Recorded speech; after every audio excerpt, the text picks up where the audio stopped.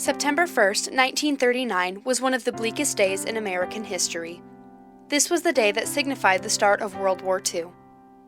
Out of the 50 million men that had registered for the draft, 10 million had been inducted into the military. After 4 years of fighting, Philip K. Wrigley, the founder of the Chicago Cubs, began to fear that Major League Baseball was dying as a result of so many players being called to serve. Thus, the All-American Girls Softball League was born. Formed in 1943, the league's name was changed halfway through the first season to the more commonly known, the All-American Girls Baseball League. Hi, this is Kelly Kincaid coming to you from the Jim Fitzpatrick Memorial Stadium in our very own Springfield, Illinois. While known to native Springfieldians as home of the Lanphier Lions, there is a deeper bit of history behind the field. In 1948, the stadium was home to the Springfield Sallies, one of Illinois' 4 girls' baseball teams in the All-American Girls Baseball League. Unfortunately, the Sallies' run lasted only 2 years, but what they lacked in victories, they made up for in spirit.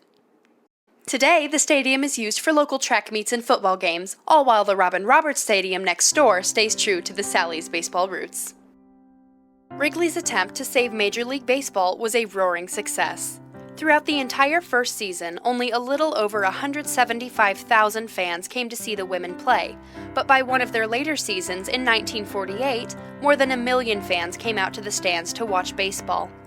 Wrigley had created a new intriguing form of entertainment that would last from 1943 to 1954 to help distract the rest of the country from the perils of war.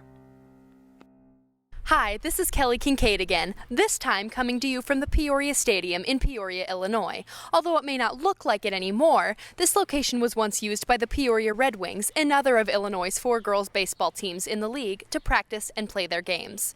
Joining the league in the season of 1946, the Red Wings were off to a shaky start, but eventually made their way up to 3rd place in the division in 1948. And while it's been a long time since the Red Wings have taken their home field, the competitive spirit they left behind lives on in today's youth who use the field for the football games of local high schools.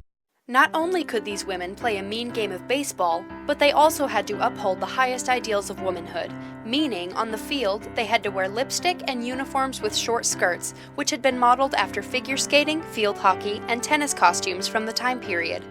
When the women weren't on the field, it was part of their contract to attend mandatory charm school classes, never wear pants, and never drink alcohol.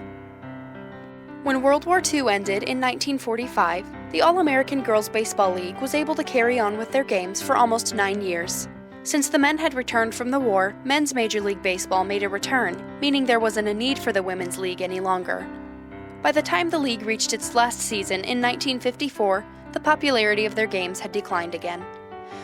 Eventually, the program became too difficult to continue funding, thus bringing an end to the All-American Girls Baseball League.